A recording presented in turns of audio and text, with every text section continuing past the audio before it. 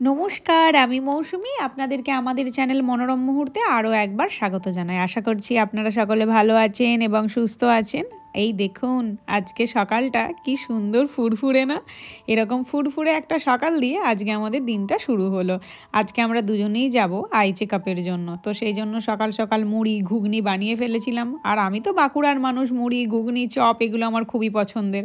উনি আবার মেদিনীপুরের মানুষ, ওরও ঠিক আমার মতনই মুড়ি চপ ঘুগনি এগুলো খুবই পছন্দের। তো খেয়ে দিয়ে বেরিয়ে পড়েছিলাম। এখান থেকে আমরা বাস ধরলাম, আমাদের তো বাড়ির অপোজিটেই বাস স্ট্যান্ড।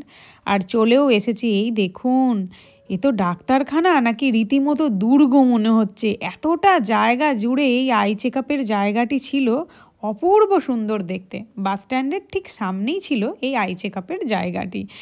জানেন, এখানে না আমি একটা অদ্ভুত জিনিস লক্ষ্য করেছি। রাস্তাঘাটে কিন্তু আমি এখানে সেরকম কোনো বিজ্ঞাপন দেখিনি। যত বিজ্ঞাপন আমি দেখি বাসের মধ্যে। আর বাসগুলোকে লাগেও ভারী সুন্দর। এই দেখুন কি সুন্দর কালারফুল লাগছে না?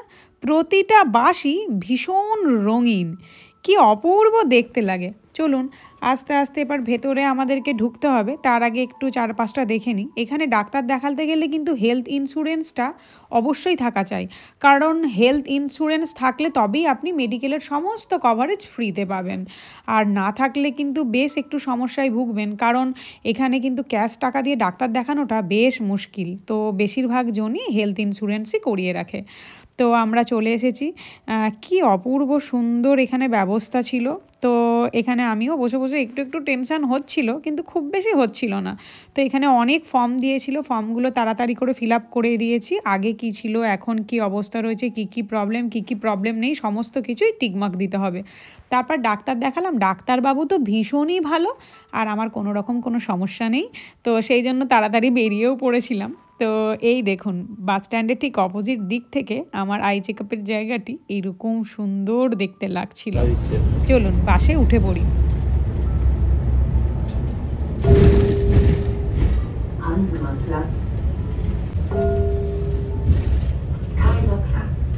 ডাক্তার কিন্তু মানে না ধরলে ভবিষ্যতে কোনো একদিন ধর তোর কোনোটা কোনো কারণে তো দরকার হলো এটা।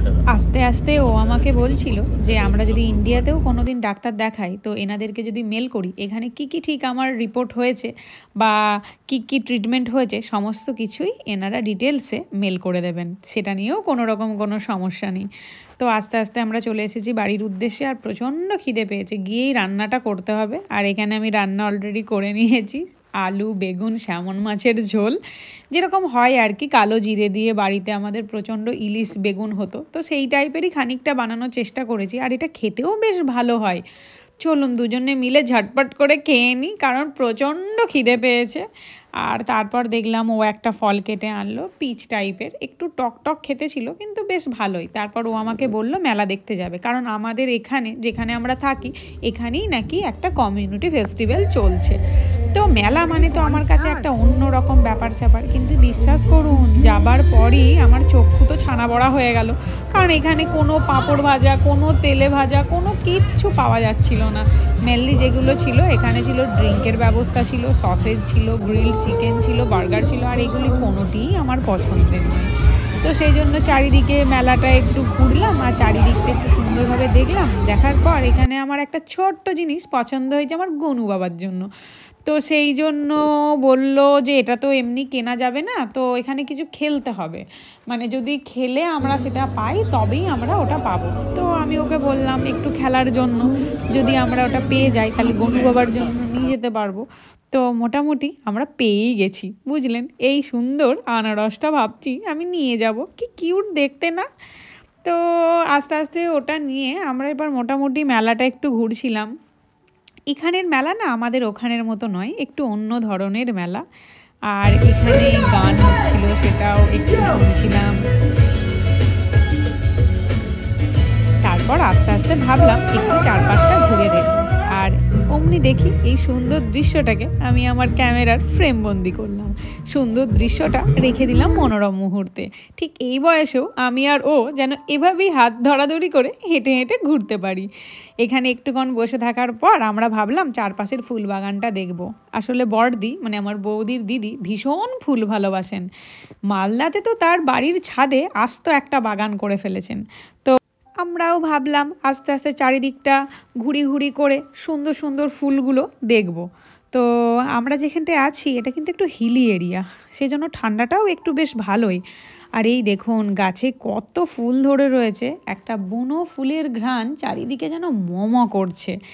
আর বিভিন্ন রকমের ফলের গাছ এখানে পাবেন, বিভিন্ন রকমের জাম, স্ট্রবেরি, তারপরে চেরি ফল, কিন্তু কোনোটাই আমার তুলতে ইচ্ছে করে না, কারণ আমার মনে হয় ফুল ফল এগুলো সব গাছেতে ধরে রয়েছে, এগুলোই দেখতে বেশি সুন্দর লাগছে। এই দেখুন গোলাপের ভারে গাছটা পুরো নুয়ে পড়েছে, কত রং বেরঙের ফুল এখানে, কিন্তু খুব সাবধান, বেশি কাছে গেলেই কিন্তু মৌমাছি কামড়ে দিতে পারে, কারণ প্রচুর মৌমাছি রয়েছে এখানে।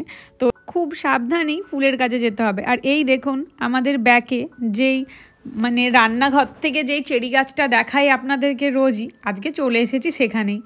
একটা চেরি পারলাম, দেখলাম কীরকম চেরিগুলো। আর আমরা দুজনেই চেরি গাছটাকে এত ভালোবাসি না, রান্নাঘর থেকে এই চেরি গাছটা পুরো লাল হয়ে দেখা যায়, সেজন্য আজকে চলে এসেছি এই চেরি গাছের গোড়ায়। তবে খুব একটা অবাক হবেন না, আমাদের গ্রাম বাংলায় যেরকম আম কাঁঠাল সেরকমই এখানে চেরি জাম এরকমই হয়ে রয়েছে। যাক, আপনাদের ব্লগটা কেমন লাগলো অবশ্যই জানাবেন, যদি ভালো লেগে থাকে লাইক শেয়ার কমেন্ট করবেন।